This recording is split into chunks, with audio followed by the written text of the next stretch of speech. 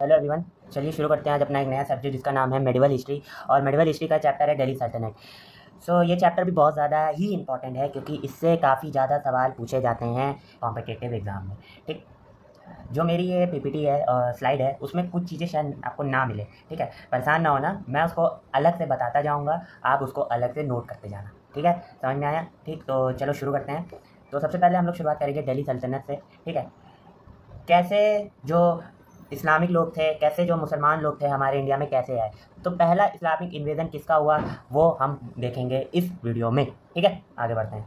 तो ये कंटेंट आपको आज की वीडियो में मिलेगा। फॉरेन इन्वेजन, डायनेस्टी एंड कितनी कौन कौन सी डायनेस्टी आई, कौन कौन से रूलर आए, कितनी बैटल्स हुई, रिफॉर्म्स भी हुए, आर्किटेक्ट क्या क्या हुआ, आगे देखते हैं हम लोग। ठीक है, तो सबसे पहले जो इंडिया में आए, जो इंडिया पे इन्वेट करने आए, वो थे अरब इन्वेजन।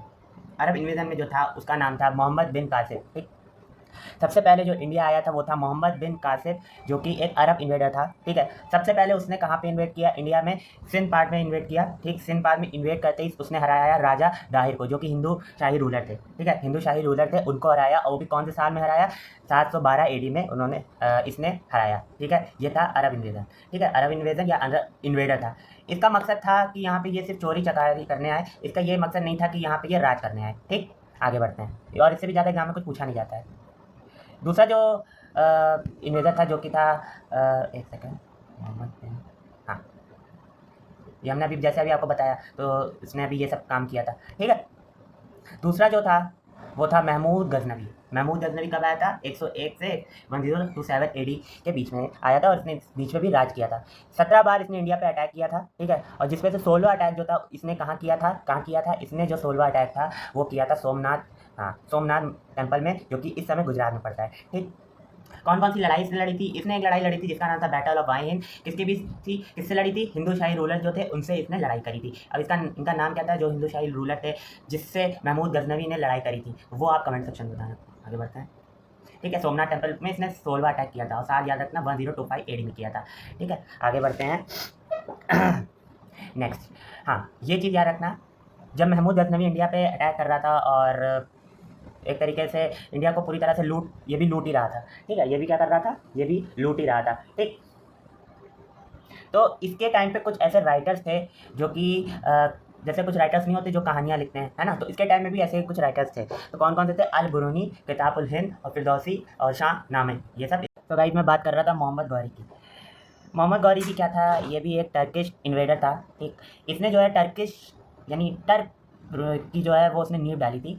मतलब एक तरीके से देखा जाए let foundation of Turkish rule in India, समझ रहे हो ना? टर्किश की नींव डाली थी इसने इंडिया में, किसने? मोहम्मद गौरी ने। ठीक, ये जब इंडिया रूल करने आ रहा था तो इंडिया में दिल्ली में एक हिंदू रूलर जो थे जिनका नाम था पृथ्वीराज चौहान, वो रूल कर रहे थे इस समय में। ठीक है, तो ये चाह रहा था कि ये दिल्ली में ये राज करे।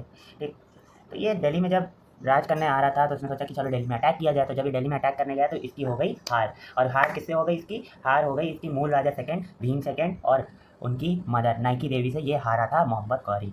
ठीक है, मोहम्मद गौरी। ठीक, ठीक है, फिर इसने सोचा फिर मैं अटैक करता हूँ। ठीक है, फिर मैं अटैक करता हूँ, लेकिन पृथ्वीराज चौहान से पहले जो है पहले भीम सेकंड मूल राजा और नाइकी देवी ये सब जो ये पहले रह रहे थे। ठीक है, इन लोग का रूल चल रहा था। फिर इनके बाद वहाँ आए पृथ्वीराज चौहान। पृथ्वीराज चौहान आए तो फिर इसने दिल्ली पे अटैक किया। दिल्ली पे अटैक करके ये पृथ्वीराज चौहान से हार गया। इसने जो लड़ाई लड़ी पृथ्वीराज चौहान से, उस लड़ाई को हम लोग कहते हैं बैटल ऑफ तराइन। क्या बोलते हैं? Battle of Tarain. और ये कौन से साल में हुई थी? ये हुई थी 1191 एडी में। 1191 एडी में। ठीक, तो कहते हैं ना कि दुश्मन बाहर नहीं घर के अंदर होते हैं, तो ये बिल्कुल सच है। आगे आपको पता चलेगा ऐसा क्यों। सेकंड बैटल ऑफ टेराइन हुई, उसमें जो है गौरी जो है पृथ्वीराज जी को हरा देते हैं। क्यों हरा देते हैं? क्योंकि पृथ्वीराज जी ने ऐसा काम किया था जिसकी वजह से उनको ये हार झेलनी पड़ी। एक राजा थे जिनका नाम था राजा जयचंद। पृथ्वीराज ने क्या किया? उनकी बेटी से ज़बरदस्ती शादी कर दी, मतलब बेटी से ज़बरदस्ती शादी करके उनको भगा ले गए। ठीक है, भगा ले गए। इस वजह से जो राजा जयचंद हैं उनका ईगो हर्ट हुआ। उन्होंने क्या किया? उन्होंने संपर्क किया मोहम्मद गौरी से, और मोहम्मद गौरी के साथ मिलकर पृथ्वीराज चौहान को हरा दिया। समझ में आया? फिर बाद में फिर उनका ही गेम बजा दिया जाता है। किसका? राजा जयचंद का ही गेम बजा दिया जाता है बाय मोहम्मद गौरी। ठीक है, और मोहम्मद गौरी जयचंद को हराते हैं, तो इस बैटल को हम लोग कहते हैं बैटल ऑफ चंदावर को, जो कि 1194 एडी में हुई थी। आ गया समझ में? Battle of Chandawar. ठीक, मोहम्मद गौरी ने जब लड़ाई लड़ रहा था किससे? ये लड़ाई जब लड़ रहा था पृथ्वीराज चौहान से और राजा जयचंद से, तो उस समय ना उसके कुछ ऐसे एक तरीके से कह सकते हैं नौकर कह सकते हैं, या उसको कहना मानने वाले एक नौकर ही कह सकते हैं ना, आप जो समझना चाहे समझ लो। तो उसके कुछ स्लेव थे, मतलब अगर हम इस्लामिक उसमें कहें, दूसरे टर्म में कहें तो उसके कुछ स्लेव थे, ठीक है। स्लेव, उसका स्लेव जो था वो सबसे पहला स्लेव जो था उसका कुतुबुद्दीन ऐबक, ठीक है, कुतुबुद्दीन ऐबक, ठीक। तो यहीं से स्टार्ट होती है स्लेव डायनेस्टी की नींव, ठीक, कुतुबुद्दीन ऐबक स्लेव डायनेस्टी की। और ये जो स्लेव डायनेस्टी थी ये 40 उससे बनी थी, ठीक है, मतलब इसको कह सकते हैं चहलगानी सिस्टम, ठीक है, ग्रुप ऑफ 40 स्लेव, ठीक। पहली शुरुआत होती है स्लेव डायनेस्टी की जो कि कुतुबुद्दीन ऐबक के द्वारा होती है, दूसरी होती है खिलजी जो कि अलाउद्दीन खिलजी, और तुगलक जो गयासुद्दीन तुगलक के उसमें होती है, और तीसरी जो होती है वो सैयद डायनेस्टी की होती है, चौथी आखिरी सबसे जो होती है वो लोधी डायनेस्टी जो कि लास्ट डायनेस्टी होती है, ठीक है। आगे बढ़ते हैं, सबसे पहले हम शुरुआत करेंगे स्लेव डायनेस्टी से। इसका जो साल था 1206 से 1290 एडी तक का था, ठीक। जो कि पहला स्लेव जो कौन था वो था कुतुबुद्दीन ऐबक था, कुतुबुद्दीन ऐबक था, ठीक है। इसको एक टाइटल मिला था जिसका नाम था लाख बख्श, लाख बख्श इसका टाइटल था, मतलब इसको मिला था, और इसका मतलब होता था गिवर ऑफ लैक्स, मतलब ये लाख में देता था, ठीक है। क्या देता था आगे देखते हैं। इसका कंट्रीब्यूशन क्या था, सबसे पहला कंट्रीब्यूशन तो ये था, इसने कुव्वात उल इस्लाम बनाया, ठीक है, और कुतुब मीनार बनाई, ठीक, कुतुब मीनार बनाई। इसने एक तरीके से कंस्ट्रक्शन स्टार्ट किया था, ठीक है, लेकिन सिर्फ ये बना पाया क्या, उसका बेसमेंट बना पाया, ठीक। और ये जो कुतुबुद्दीन ऐबक ने जो कुतुब मीनार बनाया था किसके लिए बनवाया था, ये बनवाया था उसके एक गुरु थे जिसका नाम था सोफी सन ख्वाजा कुतुबुद्दीन बख्तियार काकी के सम्मान में बनवाया था, ठीक है, आया समझ में, ठीक। और इसने अढ़ाई दिन का झोपड़ा जो कि अजमेर में ये भी बनवाया था, ठीक है, आया समझ में। आगे बढ़ते हैं। फिर दूसरा जो स्लेव आता है जिसका नाम है शमसुद्दीन इल्तुतमिश, ये जो था ये था कुतुबुद्दीन ऐबक का सन इन लॉ, ठीक। इसने सबसे पहला काम क्या किया, इसने दिल्ली की जो कैपिटल है, मतलब कि उसने जो कैपिटल है उसने शिफ्टेड कैपिटल टू दिल्ली, ठीक है, मतलब कि यहाँ लिखा नहीं है, इसने लाहौर से दिल्ली कैपिटल पहले शिफ्ट करी, ठीक। फिर उसके बाद इसने क्या क्या लाया, ये लाया सिल्वर टंकर कॉपर जीतल और चहलगानी सिस्टम।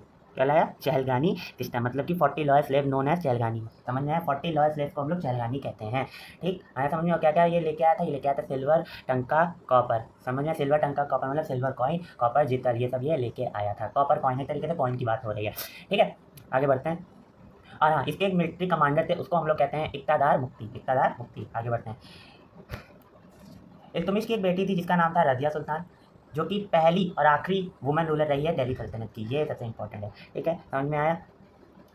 तो रज़िया सुल्तान के साथ होता क्या है, ये कैसे रूल करती हैं और इनका रूल कैसे ख़त्म होता है ये भी समझते हैं हम लोग।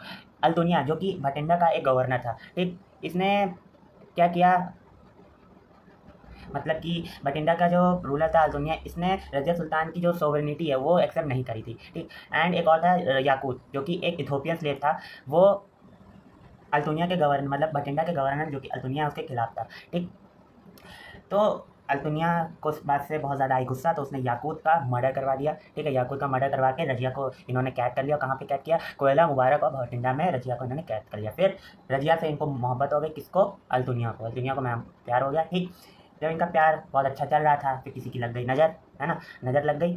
देखो इन लोगों को प्यार तो हुआ, प्यार के साथ साथ इन्होंने शादी भी कर ली, ठीक, शादी भी कर ली। तो इनके प्यार को, इनकी शादी को लग गई किसी की नज़र, और नज़र लगते ही इनका हो गया काम तमाम, और वो भी किसके द्वारा, एक ट्राइब थी जिसका नाम था खोखर ट्राइब के द्वारा इनको मार दिया गया, ठीक है। आगे बढ़ते हैं। इनका रूल कहाँ से कहाँ तक था ये भी समझ लो। इसका रूल था 1236 से लेकर 1240 एडी तक का था, ठीक है। अब आते हैं गियासुद्दीन बलबन, ये भी एक स्लेव था, ठीक है, ये भी एक स्लेव था। ये पहले किसके अंदर था, नाइब अंडर नासिरुद्दीन महमूद के अंडर में था, ठीक है। इसकी एक पॉलिसी थी जिसका नाम था ब्लड एंड आयरन पॉलिसी, मतलब दिल्ले इलाही। सबसे पहले इसने क्या किया, पावर में जैसे ही ये आया तो सबसे पहले इसने किया चहलगानी सिस्टम का अंत, चहलगानी सिस्टम इसने ख़त्म कर दिया, ठीक। और इसने अपना कोई टाइटल दिया जिसका नाम था दिल्ले इलाही, मतलब कि अल्लाह, शैडो ऑफ अल्लाह, ठीक, ठीक है। और इसका ओरिजिनल नेम अगर कोई पूछे तो इसका ओरिजिनल नेम है बहाउद्दीन, बहाउद्दीन, ठीक है। और इसने एक चीज़ और करी थी, इसने मिलिट्री डिपार्टमेंट स्टैब्लिश किया जिसको हम लोग बोलते हैं दीवाने अर्ज, दीवाने अर्ज, ठीक। ये देखो मोनार्की एंड आर्मी, ठीक है, okay, end of slave dynasty, हाँ, समझ में आया, ठीक। हाँ, एक चीज़ और बता दें, बलबन ने एक और काम किया था, गियासुद्दीन बलबन ने, कि एक बंगाल के गवर्नर थे तुगरिल बेग ने बलबन के खिलाफ किया प्रोटेस्ट, ठीक। तो बलबन ने क्या किया, कैंची बनवाई, कैंची बनवा के इसकी जबान काटवा दी, ठीक है, ठीक, समझ में आया। आगे बढ़ते हैं। लास्ट रूलर जो था स्लेव डायनेस्टी का जिसका नाम था कैकाबाद, कैकाबाद 1287 एडी से लेकर 1290 एडी तक रहा, ठीक है, ठीक, लास्ट रूलर कैकाबाद, ठीक है। अब सबसे इंपॉर्टेंट डायनेस्टी जो आती है वो खिलजी डायनेस्टी आती है, ये भी समझ लेते हैं। ये अगली वीडियो में, आज के लिए इतना ही, ठीक है। ये स्लेव डायनेस्टी का था। नेक्स्ट वीडियो से हम लोग खिलजी, तुगलक, सैयद, लोधी डायनेस्टी का समझेंगे, और एक और ट्रिक समझेंगे नेक्स्ट वीडियो में कि इनको याद कैसे करें, कि पहली स्लेव कौन सी, पहली डायनेस्टी कौन सी आई, ठीक, लास्ट कौन सी थी, ठीक है। ये हम अगली वीडियो में, नेक्स्ट वीडियो में कवर करते हैं। All the best. और अगर वीडियो अच्छा लगा हो तो लाइक शेयर सब्सक्राइब करना।